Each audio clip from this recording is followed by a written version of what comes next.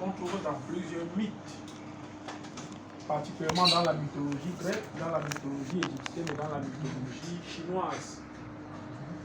Un phénix, c'est une créature qui a la particularité de renaître de ses cendres quand elle a été consumée par le feu. Et je crois que le nom de cette association n'a pas été choisi au hasard. Phénix Action Solidaire Internationale, ça veut dire ce que ça veut dire. Mais je voudrais en même temps que je vous remercie d'avoir honoré de votre présence, de vos différentes présences sur cette conférence, vous donner un chiffre, sinon deux. 128 000, c'est le nombre de divorces enregistrés en France en 2016. Donc, 72 000 par consentement mutuel. 128 000 en une année, 2016. Les dernières statistiques prouvent que les problèmes de couple sont au centre même de notre quotidien. Et je crois que le fait pour cette grande association qui a placé l'humain au centre de son action, le fait pour cette association, dis-je, d'avoir choisi de nous entretenir sur les couples en Europe, face au défi du mariage et la nécessité de fonder une famille avec toutes les valeurs que nous connaissons, ce choix en dit long sur la volonté de cette association de renverser les tendances. Aujourd'hui la mairie, demain le tribunal. 128 000 en 2016, seulement en France. Et nous parlions tout à l'heure de notre Afrique qui nous est chère. Il va de soi que les Africains, dans nos différentes images, les vidéos que nous voyons sur les réseaux sociaux, les divorces dans les couples africains s'enregistrent à l'appel. Un coup on est en mairie, madame le maire est là, et le lendemain on est au tribunal. Maître Eric on est là, et je crois qu'ensemble nous allons déblayer le chemin, nous allons démêler les chevaux, non sans remercier davantage cette association dirigée, présidée par madame Marcel Makam, plus connue sous le nom de la générale Marcel. Nous allons tourner et retourner dans tous les sens ce thème salvateur, si j'ose dire. Et pour commencer, nous allons camper la scène en donnant la parole à la fondatrice, la présidente de cette association, Phénix Action Solidaire Internationale, pour qu'elle nous souhaite tous la bienvenue. On a coutume de dire qu'une voiture sans essence ne peut pas rouler, mais je crois que nous avons commencé par l'essence. Donc on peut bien rouler jusqu'à 18h. Madame la Présidente, en vous remerciant encore une fois d'avoir choisi un thème aussi pertinent, nous vous donnons la parole pour que vous campiez la scène, pour que vous nous disiez les tenants et les aboutissants de ce choix et que vous souhaitiez la bienvenue à toutes les personnes présentes, à commencer par Madame le maire, dont j'ai remarqué qu'elle parle aussi bien qu'un livre. Madame la Présidente. Merci beaucoup, Monsieur le modérateur, Monsieur Cyril. Je vous souhaite à tous la bienvenue. Merci d'avoir honoré de votre présence. Ça prouve l'affection que vous avez envers ma petite personne. Et je veux dire également merci à Madame la maire d'avoir trouvé cet intérêt d'être là parmi nous aujourd'hui. C'est pas facile. Nous tous ici présents, nos emplois de temps sont toujours tiraillés. Donc, pour trouver un petit laps de temps pour accepter une invitation telle que celle-ci est vraiment louable. Ceci étant dit, je suis Marcel Makam, plus connu sur le nom de la générale Marcel de France. Je suis une combattante avérée dans la vie, donc je gagne mes propres combats, comme on peut dire. Voilà, présidente de Phénix Action Solidaire Internationale et chef d'entreprise. Phénix Action Solidaire Internationale est née du besoin de concilier mes activités professionnelles et mon combat, et combat citoyen, c'est-à-dire mon combat citoyen au besoin de donner encore plus de force à ce que moi je fais dans ma vie. Donc, Phoenix Action Solidaire Internationale est née de mes besoins. Il s'agit là de concilier toutes les activités que je fais. Excusez-moi, je suis un peu très émotive, donc je perds mon latin. Non, c'est très bien. Il s'agit là d'engager une action plurielle, de contribuer à des dynamiques et de participer voilà, à des actions positives. Et de participer à des actions positives en apportant voilà,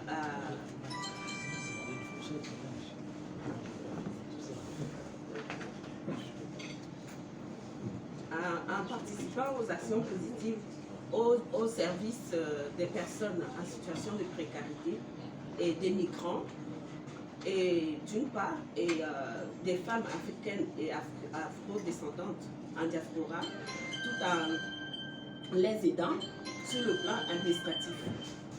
Donc, Phoenix a besoin vraiment d'être toujours au cœur de l'action. Nous avons mené plusieurs actions depuis la création de Phoenix. Donc, depuis 2022, nous avons participé, nous avons fait les conférences sur le thème « La violence faite aux femmes » et l'insertion professionnelle, la femme africaine face à l'insertion professionnelle et les méthodologies d'accompagnement. Nous avons fait une remise de dons à l'armée du salut. Ceci était aussi en 2021. Nous avons participé au festival de solidarité à Saint-Denis qui s'appelle le Festisol. Nous avons participé à la conférence sur la prévention contre les arrêts cardiaques qui a été portée par Bamesso. Nous avons participé au festival du G20 au théâtre de la ville de Paris. Nous avons participé aux frais des formations d'une dame qui a eu des jumelles siamois qui a été opérée ici à Bordeaux. Et au sorti de là, excusez-moi, au sorti de là, ces jumelles ont été sauvées et elle a eu besoin d'un peu de soutien pour commencer une formation. On les a libérés. Oui, ils sont à nous. Et nous avons assisté aussi, nous avons soutenu les étudiants africains qui sont venus d'Ukraine. Donc voilà.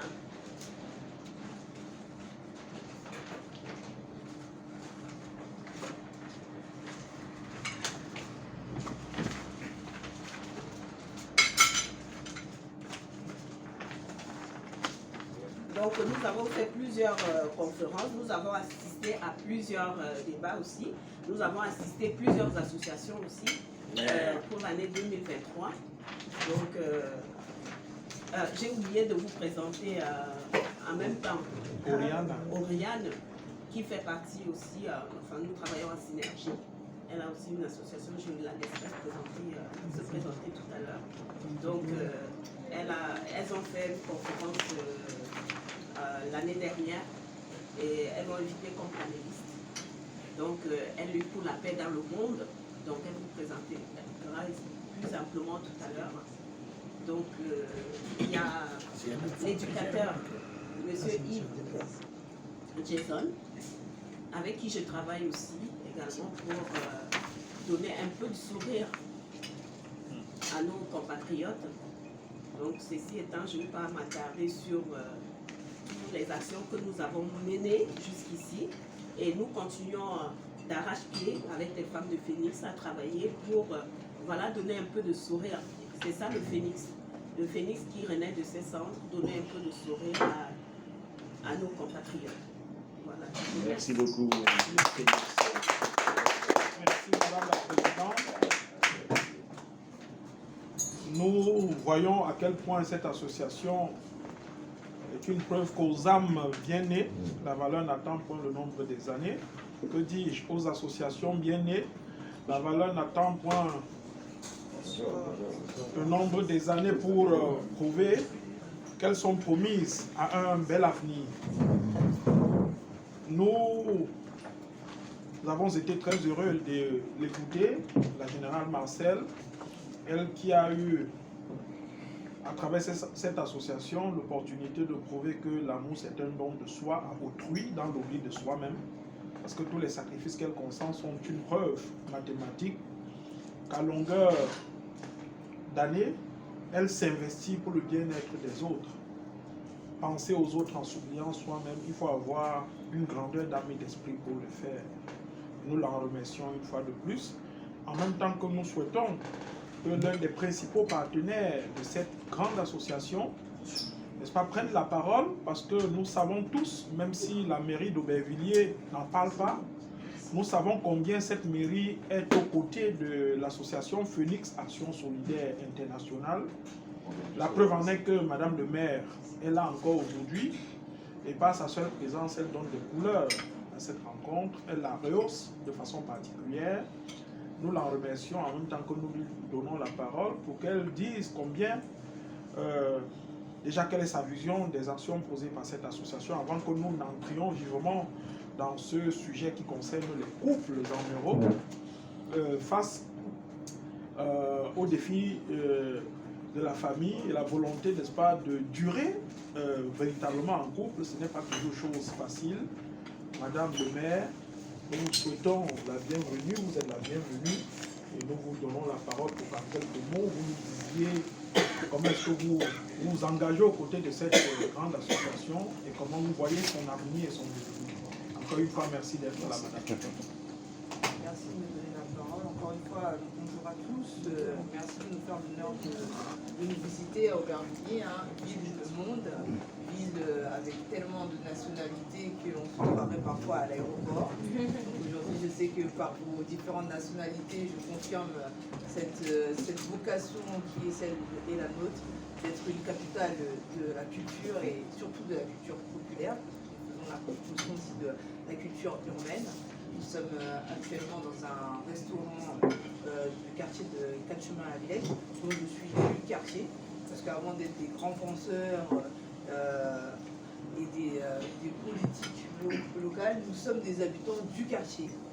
Nous vivons la vie du quartier avec ses réalités, belles et moins belles, et on essaie d'accompagner au quotidien nos habitants dans leur cheminement personnel et dans leur projet de vie. Marcel, qui est le général et qui a des combats qui dépassent les frontières d'Aubervilliers, est une voisine à nous, une sœur à nous, une grande sœur à nous. Et très tôt, quand j'ai été élu en 2020, nous avons été très proches dans la prise de ce pouvoir et l'exécution de ce premier mandat. Et j'ai pu être associée, et je lui remercie à la création de cette association. Du coup, j'ai vu les premiers pas, j'ai donné quelques petites orientations pour que les choses se passent bien, et elles se sont toujours bien passées. Et le sérieux de cette association m'a toujours émerveillé, parce que c'est une association qui est juvénile, qui, comme vous l'avez si bien dit, le nombre d'années voilà, ne compte pas forcément pour être efficace. Dès la première année, nous avons tous présenté un bilan qui était très positif, un nombre d'adhérents qui montre que l'aura de Marcel était déjà bien évident et qu'elle n'a pas eu besoin de cette association pour exister. Marcel existait déjà bien au-delà de cette association-là. Donc, je vous remercie d'avoir choisi Aubervilliers comme partenaire pour exécuter la mission qu'elle a aujourd'hui, de faire la promotion des femmes. Beaucoup d'actions tournent autour de la condition de la femme, Et pour faire la promotion des femmes, il faut l'accompagnement des hommes. Et je suis très contente aujourd'hui de voir que la parité n'est pas trop respectée. N'est pas trop respectée. Il y a plus d'hommes que de femmes. Et franchement, je suis étonnée parce que vu la thématique qu'on va aborder aujourd'hui, je m'attendais vraiment à plus de femmes en participation. Et c'est vrai que nous, au quotidien au Barbier, c'est beaucoup des mamans qu'on croise. J'ai hâte de poursuivre dans la causerie parce que j'ai très peu de retours d'hommes et peut-être que ça manque à ma réflexion et que cette causerie permettra d'alimenter ma vision sur la problématique de ces divorces. Et je vais parler aussi en tant qu'officier d'état civil, puisque étant adjointe au maire, je marie les gens, je les marie. Et quand on me donne les chiffres du divorce, je me dis, oups, les gens que j'ai mariés là, venez pas me dire qu'ils sont déjà au tribunal parce que ça me fendrait le cœur, bien entendu. Mais vous savez que quand on fait un travail, on n'a pas envie de savoir qu'il est détricoté derrière. La condition du divorce, les statistiques le montrent, le modèle familial a beaucoup évolué en Occident, hein, on a de toutes formes. C'est un modèle qui est éprouvé par beaucoup de facteurs, hein, je pense qu'on aura l'occasion d'en parler. Et moi j'ai envie qu'on en discute avec l'esprit libre, qu'on ne soit pas restreint à nos modèles existants et que vraiment on essaie de brasser vraiment la problématique du divorce dans tous les sens du terme, au-delà de nos cultures personnelles, pour que vraiment ce débat-là soit un petit peu universel et nous donner aussi des pistes. Parce que bon, c'est vrai que je vais peut-être entamer un peu le débat. On est revenu à la source du problème en parlant du divorce parce que, bon, je trouve que Marcel, elle est provocatrice. On est le mois de la Saint-Valentin, on nous vend le couple idéal et elle vient avec le débat sur le divorce. Et je pense que c'est un contre-pied par rapport à l'agenda actuel, mais un contre-pied qui est bien trouvé. Pourquoi?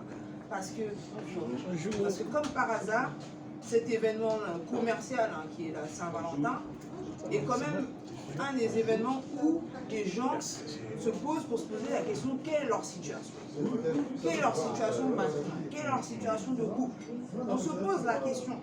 On dit que il y a tant de chiffres de divorce, il a donné très bien les chiffres, je ne vais pas les répéter, ça c'est pas mon affaire. Mais les quasi-divorces, ou bien les quiet quitting, c'est comme ça qu'on dit chez les anglophones. C'est d'ailleurs, on n'est plus ensemble, mais on est ensemble. Ça là, on ne peut pas le chiffrer. On ne peut pas le chiffrer. Donc en fait, dans une mascarade pas possible, on vit. Et puis nous, ça c'est les situations sentimentales des gens. Moi je ne vais pas rentrer dans la vie sentimentale des gens, ça ne m'intéresse pas. Hein. Ce n'est pas mon rôle en tant qu'élu que de rentrer dans les ménages, les scènes de ménage. Ça c'est pas mon sujet. Nous, en tant que pouvoir local, qu'est-ce qui nous intéresse? C'est les situations de dérive familiale. C'est les situations de violence familiale. Ce sont les phénomènes de délinquance juvénile. Moi, j'ai une éducatrice, parce que moi aussi je suis associative, hein, on n'est pas arrivé là par hasard. On a une éducatrice spécialisée qui a toujours fait les jeunes. C'était même mon animatrice quand j'étais jeune, pour vous dire que ça fait tellement longtemps qu'elle est dedans, qui me disait que moi je vais arrêter les jeunes. Je dis mais pourquoi tu veux arrêter les jeunes? Elle me dit non, il faut qu'on aille à la cause. Je vais attaquer les mamans, je vais rentrer dans les couples et je vais chercher les papas et les mamans. Elle dit ça fait depuis toujours, j'ai fait ça. Et en fin de compte, après toutes ces années à œuvrer pour l'éducation spécialisée des jeunes, et c'est pas Yves qui va me contredire, elle s'est rendue compte qu'il fallait aller à la source, qu'il fallait aller au problème surtout quand on trouve des jeunes en errance, la plupart du temps, ce sont des enfants de femmes seules ou de papas seuls. Mais bon, vous savez que la proportion de femmes seules, là, c'est explosif. Voilà. Donc, il faut traiter le problème de monoparentalité. Mais comment on arrive à la monoparentalité? C'est la rupture amoureuse. C'est les couples qui ne tiennent pas. Et là, je me dis, ah, Marcel, là, elle tient un sujet qui m'intéresse parce que elle parle de divorce, elle parle de pourquoi les couples ne tiennent pas. Donc si on veut vraiment traiter le problème de tout ce qu'on énumère comme conséquence, il faut qu'on revienne au socle familial, c'est-à-dire le couple. Avant qu'il y ait des enfants qui dysfonctionnent, c'était monsieur, madame, les grands amoureux. Donc, on va profiter de cette causerie-là pour savoir la vraie cause des maux de la société, parce que c'est vraiment un problème de société qu'il faut regarder à la loupe, peut-être avec moins de pudeur, parce que franchement, rentrer chez les gens là, c'est pas mon fort, c'est pas trop ma spécialité, mais il y a des moments où il faut savoir sortir de sa zone de confort pour qu'on sorte les choses. Quand le bouton là, il est plein le pu là, il faut le faire sortir, sinon ça ne soigne pas. Voilà. Donc merci à vous pour l'accueil, et puis je rends la parole pour que Madame Sako, Merci, Madame le maire. C'est vrai que les chiffres donnent froid dans le dos, mais je ne souhaite pas que nous regardions la bouteille à moitié vide. Nous allons la regarder à moitié pleine, parce que nous sommes davantage là pour construire un avenir empreint d'optimisme, pas de défaitisme. Même si cette association a choisi cette thématique, c'était davantage pour tirer la sonnette d'alarme, pour en appeler à la conscience collective, pour que nous voyions que si rien n'est fait, il ne faut pas que Madame le maire passe son temps à marier des gens qui le lendemain vont se regarder en chien de faïence. Et je comprends bien qu'elle tremble comme une feuille morte quand elle en parle, mais aujourd'hui nous allons davantage voir la bouteille à moitié pleine. Et c'est la raison pour laquelle nous allons inviter un éducateur social, un travailleur social, à prendre la parole pour nous parler de la récurrence des problèmes de couple. Eux qui au quotidien sont au contact des populations, pour un oui ou pour un non, parfois les gens en arrivent à se séparer. Yves Niemek, c'est son nom, mais on l'appelle affectueusement Yves Jason. Nous allons lui donner la parole en tant que travailleur social, éducateur spécialisé. Il est au contact de ces couples qui aujourd'hui peuvent s'unir en s'aimant comme Roméo et Juliette, mais quelques temps après commencent à se regarder n'importe comment et à se donner des baisers de Judas. Comment est-ce qu'on peut le comprendre, monsieur l'éducateur spécialisé? Voilà, bonsoir à tous. Merci à vous. Madame le maire, elle parle très bien, madame. J'aime écouter parler. Ça vient quand même Ok, là, il y a la générale a précisé effectivement, c'est des expériences vécues. Voilà, donc Le micro là nous a déçus. Le micro nous a déçus, mais comme la salle, heureusement, n'est pas trop grande, on est vraiment dans. Yves va juste un tout petit peu. Ok, voilà, donc voilà, je me présente Yves Jason, c'est parce que je suis influenceur et tout. Donc de temps en temps, c'est par là que le général m'envoie parfois des personnes, surtout pour le droit des étrangers, voilà. Donc je vais parler en termes de compétences et non de travail et tout. J'aime bien me présenter comme, j'ai jamais su comment est-ce qu'ils arrivent à définir ça, migrants et tout, plutôt des personnes qui viennent en France par l'eau. Voilà.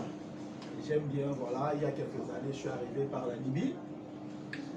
Voilà, arrivé en France, j'ai eu la chance, voilà, j'ai intégré certaines formations et tout, et j'ai eu quelques compétences, bon, je parle en termes de compétences et tout. Je suis travailleur social, j'aime définir ça comme ça. Une compétence en droit des étrangers, en éducation thérapeutique du patient, en entretien motivationnel, en droit des étrangers, et voilà, plein d'autres. Aujourd'hui, on a un sujet vraiment sensible, mais je vais rester dans ma zone de confort. C'est plutôt des personnes, comme j'ai l'habitude de les appeler, les invisibles, les angles morts. Voilà, ces personnes migrantes qui, en plus, parfois, on les retrouve ici. J'aimerais d'abord commencer par définir ce que je sais que le mariage, c'est peut-être pas moi qui ai la bonne définition et tout. Parce qu'on a en France, il y a le Pax, il y a le mariage, il y a le concubinage et tout, il y a le mariage traditionnel même et tout. Donc on va peut-être prendre le mariage dans son sens le plus large. Voilà.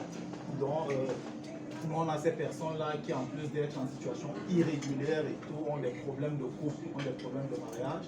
On a même en France des personnes qu'on accompagne en situation irrégulière, qui vivent en situation de polygamie. Voilà. C'est des exemples vraiment tristes. Lors d'une manifestation, je ne me rappelle plus, il y a l'année passée, et tout, avec une association partenaire aussi. C'était un prône, c'est un exemple de vie. un monsieur à France, je crois, oui. Je lui ai fait un contrôle, il était positif à l'hépatite B, hépatite C et VIH. Voilà. Voilà, en essayant de poser plein de questions et tout, il vivait en France avec 4 familles. Voilà.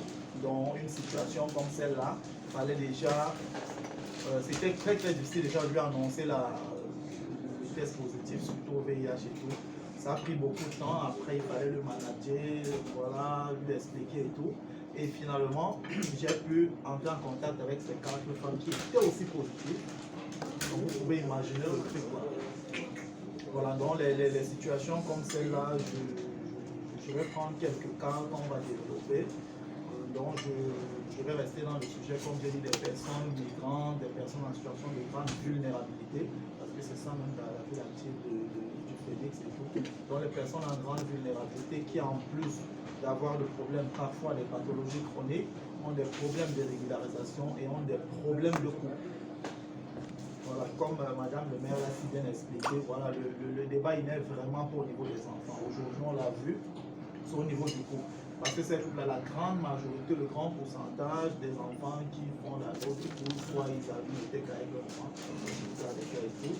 Donc voilà, je vais laisser la parole aux autres, le temps de développer et surtout comme je reste dans ma zone de confort.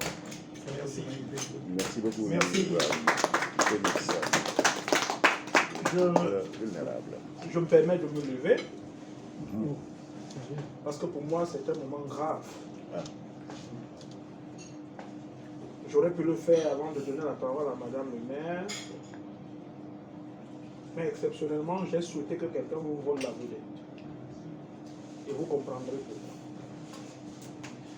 La personne à qui je vais passer la parole n'est pas arrivée ici seule. Cette personne est assise à ma gauche, mais pour l'instant, on ne va pas focaliser l'attention sur elle. Je souhaite que nous focalisions notre attention sur ce jeune homme que je prie de se lever. Il s'appelle Carlos. Nous avons été à une veillée hier jusqu'au petit matin, la générale toujours aux côtés des âmes en peine, Béribel et moi. Nous sommes allés soutenir ce jeune homme dont la mère de l'enfant est décédée en mer. Le corps n'a jamais été retrouvé. Mais quand elle est décédée depuis octobre, mais on ne venait que d'avoir la confirmation de cette disparition brutale. Donc hier, nous étions aux côtés de ce jeune homme à qui nous souhaitons beaucoup de courage pour qu'il essaie de rester fort. Il s'appelle Carlos. Il va se rasseoir et la transition est vite faite parce que Carlos vit chez cette dame qui nous a appris que la modestie est la couronne de la beauté, qui nous a appris que la gentillesse est une vertu qui embellit la vie, qui nous a appris que la bienveillance est la marque des grands esprits. Béribel est une preuve vivante que les amis sont les anges qui nous soulèvent quand nos bras n'arrivent plus à voler. Et quand vous avez quelqu'un comme Béribel dans votre vie, vous pouvez être sûr d'avoir librement choisi un vrai ami qui est mieux que 100 parents faux. Je tenais à lui rendre cet hommage parce que son quotidien n'est fait que d'aide, d'amour, d'accompagnement et de solidarité. Et c'est justement la raison pour laquelle, comme j'aime à l'appeler, la belle Béribel va prendre la parole pour nous parler des valeurs dans un couple. Parce que ce qu'elle fait pour Carlos, elle le fait pour des milliers de personnes, parfois qu'elle ne connaît ni d'Ève ni d'Adam. Et elle, prendre la parole, va davantage nous conforter dans l'idée que aimer, ce n'est pas seulement se regarder l'un et l'autre, mais c'est regarder ensemble dans la même direction. Nous allons regarder dans la direction de Béribel qui va nous conduire dans la direction des vrais couples. À vous la parole, madame, la belle Béribel. Merci beaucoup, c'est très gentil à vous. Simplement, waouh! Ouais. Pardonnez-moi, je pense que je vais chercher mon lexique. Après tout ce que je viens d'entendre, je suis plus au dépourvu, beaucoup d'émotions. Je voudrais déjà saluer tout le monde, excuser pour le retard, dire un vibrant merci au grand frère, parce que l'hommage qui vient de me rendre, je ne m'attendais pas du tout. Je perds mes pouvoirs, mes capacités, mais je dis merci. Voilà une grande preuve qui veut que les humanités que nous avons en nous sont la raison pour laquelle nous nous retrouvons ici tous ensemble. Et au-delà de la vie, de la thématique sur la vie des couples, c'est d'abord la question humaine qui nous amène. Parce que chacun d'entre nous peut découvrir la mission pour laquelle il est venu au monde. Il ou elle est venu au monde. Il vient de rendre également un hommage à mon petit frère. Passe un moment très très difficile pour lequel tous ensemble étaient là hier pour l'aider à vivre ce moment des plus malheureux. Donc, sans transition, je vais déjà saluer Madame la grande Domecq que je n'ai plus revue, mais dont je reçu un peu par mail. Meilleur vœu, je vous le dis de vive voix. Et merci également parce que vous avez toujours su être là auprès de nous pour nous accompagner, pour nous aider à porter haut ce mouvement-ci, parce que les valeurs que nous défendons, nous les défendons tous ensemble. Et cet engagement citoyen que vous avez, que nous également tous ensemble ici nous avons, il est important qu'on le loue. Voilà, sans plus tarder, on va rentrer dans le vif du sujet. Je pense qu'il y a des préalables qui ont dû être faits, la notion de couple, ou encore j'ai entendu parler de quelques statistiques. Je ne sais pas, je pense que c'est un travail, ce sont des travaux que tu as dû conduire. Mais que cela ne tienne, je vais aller dans le même ordre d'idée que Madame la au maire pour dire que la générale Marcel a tenu, dans un mois de février où on célèbre les amours, nous ramener dans plutôt un thème qui nous amène à questionner le pourquoi des personnes qui s'aiment à un moment donné décident de se séparer. Et quelquefois même peuvent se séparer à coup de grande violence, à coup de haine, au point où on se demande, mais est-ce qu'en réalité, c'est des personnes qui se sont un jour aimées? Qu'est-ce qui les a jadis unis? Donc, je souhaite avoir une approche assez factuelle. Vous savez, ce type de situation, pour faire une analyse plus ou moins objective, chacun partira un peu du vécu qui est le sien. Vous voyez? Du vécu qui est le sien avant sans doute d'atterrir sur une généralité. Le couple restant deux personnes qui se rencontrent et qui décident de faire un chemin ensemble. En mettant sous le socle de la rencontre, on va dire quoi? L'amour, c'est qu'ils partagent en commun. Mais malheureusement, chemin faisant, il y a des discordances qui font qu'à un moment donné, chacun prenne sa route. Mais je voudrais revêtir la lunette d'une personne qui observe, qui non seulement est issue d'un ménage où on avait une grande fratrie, mon père fut polygame, il est décédé, c'est pour ça que je parle de lui au passé. Donc je suis le deuxième enfant d'une fratrie de 20, nous sommes une vingtaine.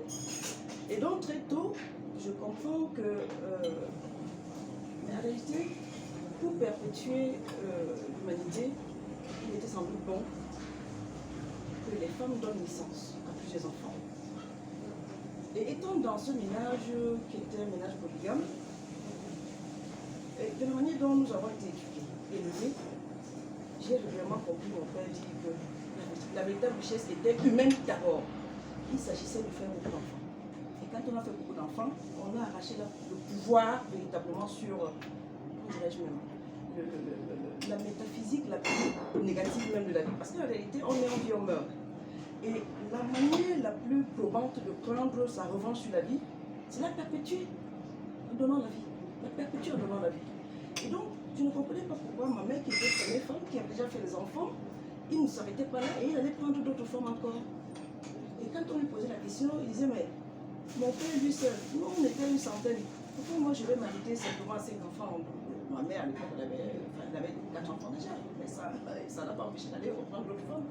Et donc, j'ai grandi déjà dans ce contexte-là qui veut que j'ai plutôt ce regard-là, parce que les parents m'amènent à avoir ce regard-là, qu'il fallait absolument avoir plusieurs enfants, parce que de là, on découle véritablement la richesse humaine. Donc, moi, très tôt, je ne sais pas si je vais dire que c'était des valeurs que je partageais réellement, mais en réalité, je me questionnais. Je ne comprenais pas comment on pouvait avoir plusieurs femmes qui vivaient sur un même toit. Mais bref, je n'ai pas envie de trop m'éloigner du sujet. Mais ce que je voudrais dire, c'est que le ménage de mes parents m'a appris. J'ai appris du ménage de mes parents. Et j'ai vu également les éléments qui ont assez souvent constitué les points de discorde pour eux. À cette époque. Et je voudrais, quand je fais mes analyses, c'est-à-dire, il faut questionner ce qui se passait par le passé. Quand je dis par le passé, on va prendre une fourchette, on va dire quoi, peut-être 20 ou 30 ans en arrière. Les couples qui se mettaient ensemble. Quelle était la durée de vie des couples qui se sont mis ensemble, on va dire quoi, dans les 30 années passées, en restant dans, que ce soit dans le 20e ou bien le 21e siècle, qu'est-ce qui se passait? Bon, quand on pose cette question, j'ai envie de dire que beaucoup de choses qui passent. On ne peut pas dissocier cette trilogie qui veut que le passé, le présent et le futur soient d'une manière ou d'une autre imbriqués. Pour mieux comprendre ce qui se passe, il faut questionner avec une certaine antériorité, je veux dire, les comportements humains. Qu'est-ce qui fait qu'à un moment donné, les gens se supportent de moins en moins? Il faut savoir qu'il y a quand même beaucoup de luttes qui ont été menées, du point de vue qui est le mien. Et pour mieux comprendre les problématiques des séparations de couple, il faut comprendre que quand deux individus se rencontrent, là je suis là sur un point de vue qui est strictement personnel. Quand deux personnes se rencontrent, chacun vient avec le capital qui est le sien. Que ce soit l'homme, que ce soit la femme. Je voudrais convoquer Pierre Bourdieu qui parle du capital culturel. Chacun va venir avec le patrimoine qui est le sien. L'éducation, les intelligences, l'environnement dans lequel il a grandi. Donc, quand vous vous rencontrez maintenant, vous allez voir peut-être un couple où la femme est peut-être suffisamment intellectuelle et l'homme n'a pas fait beaucoup d'études. Il va arriver avec un bagage qui est le sien. Bon, je ne suis pas en train de désubstantialiser complètement une personne qui, sans doute, n'a pas fait beaucoup d'études à dire qu'il est associable. Non. Mais je veux mettre en avant le fait que dans un couple, chacun vient avec un bagage. Et pour que les deux puissent trouver le véritable maillage qui va leur permettre de vivre ensemble et de s'entendre, il faut qu'un certain nombre d'éléments soient au rendez-vous. Donc c'est ce que je suis en train de dire. Et n'oublions pas que les réalités d'avant, j'ai envie de convoquer vraiment, comment dire, les siècles. Parce que il ne faut pas perdre de vue que la femme qui a été considérée pendant longtemps comme étant une personne de sexe faible va passer une partie de sa vie à se battre pour qu'on lui reconnaisse autant pour moi une entièreté de ses capacités, c'est-à-dire que la capacité à être en mesure de faire un certain nombre de choses, au même titre que l'homme. Donc, quand vous regardez bien les choses, de la Renaissance, nous sommes là dans les années, les années 1400 jusqu'à 1600, de la Renaissance jusqu'au complètement au XXIe siècle, beaucoup de luttes vont se faire de la femme pour que leur soit reconnu un certain nombre de choses. Parce que, en avançant dans mes propos, je voudrais mettre en avant le fait que dans ces luttes qui ont été les luttes des femmes, pour avoir un peu plus de place, pour avoir un peu plus de regard, notons que, au fur et à mesure du temps qui passe, beaucoup d'évolutions vont se faire. Et dans ces luttes-là, les mentalités vont changer également. Là, je parle sur le plan global. Hein, j'ai convoqué la Renaissance. Je convoque le 17e, le 18e, le 19e siècle. Et dans ce siècle-là, il y a un qui est particulier, où les femmes vont mener véritablement des luttes. Je parle des années 1700, on va dire quoi, 1789. Lors de la déclaration des droits universels du citoyen, on a une personne comme Olympe de Gouges qui va lutter véritablement pour les droits des femmes. Et je rappelle également que, même encore en France ici, c'est en 1944 que le droit de vote a été reconnu aux femmes. Sinon, avant, les femmes n'avaient pas le droit de voter. Et donc, du coup, elles vivaient dans des ménages, elles avaient le droit de faire des travaux champêtres, de faire le commerce, de faire des choses vraiment un peu dévalorisantes. Voilà. Donc, du coup, ces batailles doivent être menées et à un moment donné, le statut de la femme doit être reconnu. Aujourd'hui, on parle de la parité. La mère a évoqué le fait que dans la salle, on avait plus d'hommes que de femmes. Donc, du coup, ça fait qu'une fois que ces luttes ont été menées et que ces acquisitions ont été faites, la femme, de manière, comment dirais-je, beaucoup plus grande, estime être en capacité de parler un peu au même titre que l'homme. Voilà, en réclamant les mêmes droits que l'homme. Et donc, du coup, dans un ménage, on va se rendre compte que De la manière dont les choses étaient anciennement conduites à aujourd'hui, la femme ne veut plus tout accepter. Comment légiférer surtout, a dit que non. Je ne comprends pas pourquoi on va décider de ce que je ne peux pas faire X ou Y travail parce que je ne suis qu'une femme, je suis de sexe faible. Non. Et donc, progressivement, il y a une espèce de conscience qui va se mettre en place. Et dans les différentes évolutions, on constatera que la femme a beaucoup d'aptitudes. Il n'y avait pas de raison qu'elle soit mise en reste. Et donc, sauf que le but du maintenant dans un couple, c'est d'établir les états de responsabilité. Qui fait quoi? Qui devait faire jusqu'à un certain niveau et reconnaître que non.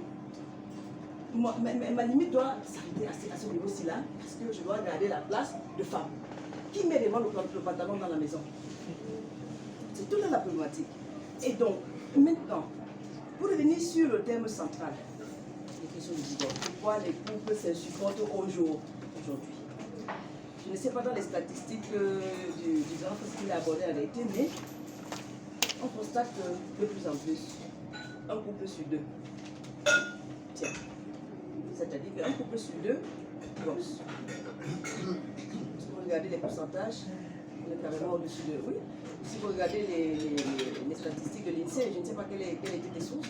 Oui, de l'INSEE, on verra que le taux de divorce en France talonne les 54%, hein, largement au-dessus de la moyenne. Voilà. Là, surtout, là, je suis en France, là, tu vois, au Portugal, on est dans les 74%. Et quand vous regardez les études des psychothérapeutes, parce que c'est ceux qui sont vraiment en contact avec les femmes qui viennent, celles qui sont des fois en phase de divorce ou qui n'en peuvent plus, qui viennent se plaindre. De même que lorsque vous lisez les agences de rencontres, là, les sites de rencontres, vous allez vous rendre compte que les directeurs de sites de rencontres, quand ils décrivent le phénomène de divorce, ou encore ceux qui viennent s'inscrire dans les sites, c'est la plupart qui divorcent et qui repartent dans une nouvelle recherche. Ils vont vous dire que bon, nous avons décidé de divorcer pour telle ou telle raison. Seulement, je vais mettre une chose en avant. Le critère qui revient le plus dans ce type de travaux, c'est que les femmes se plaignent, femmes et hommes confondus, d'infidélité. C'est-à-dire, voilà le premier élément de divorce le plus récurrent. Maintenant, vous aurez les incompatibilités d'humeur. C'est quelque chose qui est tellement englobant, incompatibilité d'humeur. Là-dedans, il y a beaucoup de choses. Hein? Et ça va peut-être rejoindre ce que je disais tantôt que quand chacun arrive dans un ménage avec le bagage qui est le sien, dans ça, on peut questionner l'éducation. Du coup, il y a ce volet-là. Bonjour. Il y a ce volet-là, comme je disais tantôt, et en plus, il y a ce qui revient régulièrement, la belle famille, les intrusions de la belle famille, qui sont contre à ne pas aider le couple à vraiment survivre à des à-coups. Et il y a des choses qu'on ne voit d'autres encore. J'ai parlé des infidélités, l'intrusion de la belle famille. Les intrusions de la belle famille, les incompatibilités d'humeur. Là aussi, les relations extra-conjugales, les amitiés extérieures. Tout à fait. Les influences extérieures. Qui interfèrent également. Voilà. Et puis bon, dans une certaine mesure, on parle des modernités. Les modernités, c'est vrai, ne nous ont pas toujours apporté que de belles choses. Parce que dans les modernités, on constate que les femmes, tant bien les femmes que les hommes, hein, on a tendance à savoir jusqu'où on devrait s'arrêter, on se laisse influencer par tout ce qui passe dans les réseaux sociaux. Tout à fait. Les gens qui viennent avec les choses assez les chaînes de télé. Et tout. Et on a tendance, les âmes faibles ont tendance à voir des choses assez lumineuses et croire qu'en réalité, le bonheur est plutôt ailleurs. Hein. Et ça nous influence énormément. Voilà, ça influence énormément. Donc, au risque d'être long, je ne sais pas quel était le temps qui était imparti. Des 5 minutes. Des questions et des réponses. Bien sûr. Donc, je vais déjà laisser la parole en attendant que. Voilà. Merci Bérébel. Donc vous avez remarqué qu'elle est trop attachée aux humanités et aux belles lettres, parce qu'en règle générale, elle place chaque mot à sa place. Bérébel, c'est l'une de ses particularités. Que dis-je? L'une de ses particularités. Mais nous allons à présent nous interroger sur les tenants et les aboutissants des conflits en couple. Et quand on dit aujourd'hui la mairie, ça concernait Madame le maire. Demain, le tribunal, ça concerne les juristes. la transition est toute trouvée parce que nous avons un juriste qui me menace du regard et qui va nous dire pourquoi il est régulièrement là-bas pour défendre telle ou telle personne. Il s'appelle le maître Eric Koum. Il est avocat au barreau de Paris en général et précisément en Seine-Saint-Denis. Il est un spécialiste des affaires juridiques. Après avoir usé ses fonds de culotte sur les bancs, aujourd'hui il use ses pantalons dans les prétoires. Voilà. Pour parler des couples. Écoutons le plaidoyer de notre avocat qui va nous parler des conséquences des séparations, des couples monoparentaux, les couples ou familles recomposées, c'est selon. Pourquoi est-ce qu'on en arrive à de telles situations et quelles en sont les conséquences? Que faites-vous là-bas tous les jours, monsieur l'avocat? Votre plaidoyer est très attendu. Voilà. Déjà, je tiens à remercier Madame Matin pour m'avoir invité. Je tiens aussi à remercier tous ceux qui ont honoré de leur présence cet après-midi pour parler d'un sujet délicat et difficile parce que et qui concerne chacun d'entre nous. Parce que, en effet, au vu des statistiques, tous ceux qui se sentent mariés aujourd'hui pourraient s'attendre à un divorce demain. Tous ceux qui rêvent d'un mariage aujourd'hui peuvent aussi vivre le divorce. En tout cas, doivent s'attendre. Moi, j'aborde simplement l'aspect purement juridique du mariage. Déjà, le mariage, c'est une union entre deux personnes. En France, deux personnes de même sexe ou de sexe différent. Ensuite, les péripéties de la vie, les stratégies, parce qu'on ne divorce pas toujours, parce qu'on se déteste, comme l'impression. On peut divorcer pour des raisons purement fiscales, patrimoniales. Protéger les biens. Plusieurs raisons pour divorcer, parce qu'on ne s'aime plus. On peut divorcer parce qu'on s'aime aussi. Par contre, on souhaite protéger nos biens. Par contre, donc, sur le plan juridique, le divorce, ça veut dire, annonce par le juge la séparation entre les membres du couple, la séparation de leurs biens et nécessairement le juge va prononcer, je crois que c'est ce qui nous amène ici, qui aura la garde des enfants. Ensuite, sur les biens, on ne va pas parler des biens. Nous sommes aujourd'hui là, c'est vrai, pour parler des conséquences, mais c'est surtout sous l'angle familial. Social et familial aussi. Sur l'angle social et familial.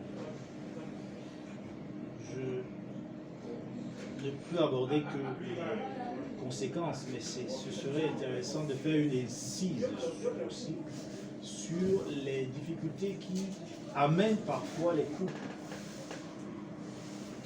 couples à divorcer.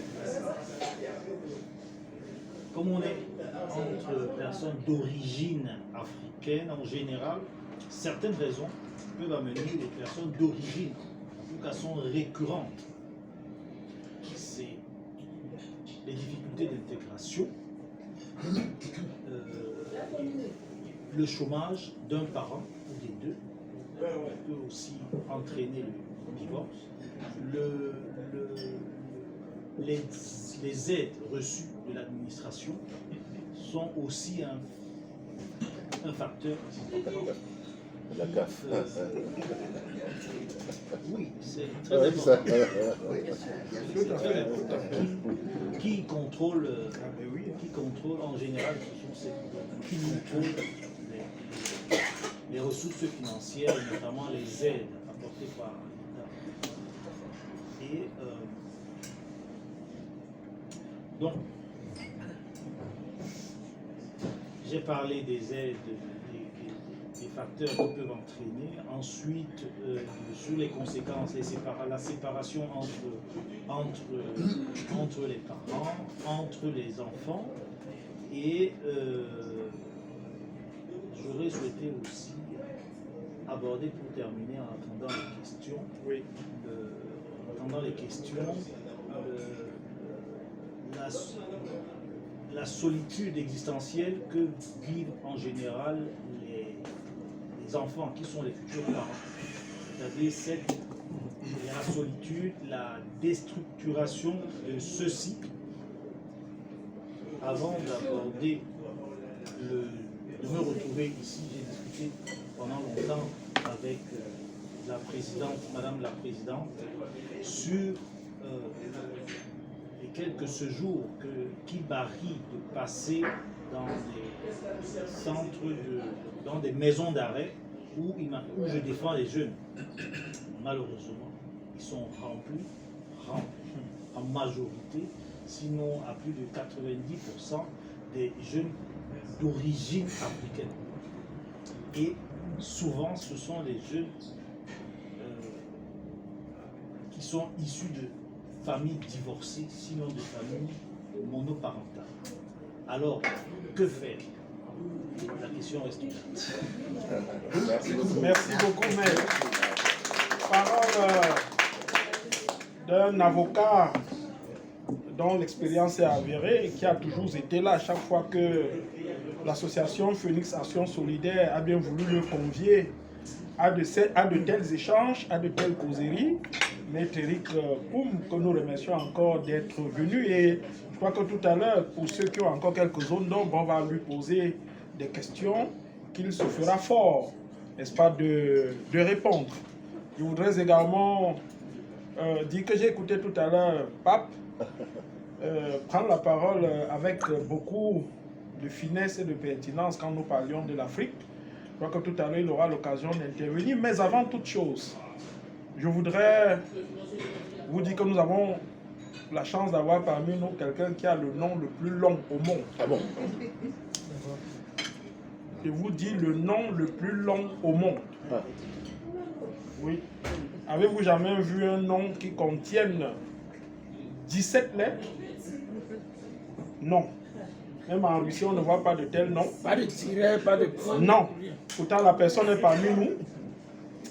Le nom le plus long du monde, nous l'avons ici parmi nous. Je n'en dis pas plus. Je vais procéder par devinette. C'est quelqu'un qui porte également un nom outrageusement symbolique, qui paradoxalement coïncide avec le nom de cette association, Oui. Phoenix. Oui. Et ça me donne l'occasion de vous parler encore du phénix, qui est une créature légendaire que nous ne voyons que dans des mythes. En Égypte, Surtout en Égypte.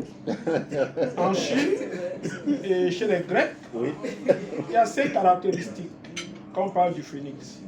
C'est quoi? C'est la renaissance, parce qu'il renaît de ses cendres. C'est la longévité, parce qu'il ne meurt jamais. C'est la beauté, parce que ses ailes sont chatoyantes et colorées. C'est un symbole de transformation et c'est un symbole de résurrection. Et donc nous avons parmi nous Phoenix, j'espère ne pas écorcher ma langue, Vambu Procostrin. Oh mon Dieu. Bambuc Vercotrin. Vambu Vercotrin. Vous avez donc vu de qui je parlais.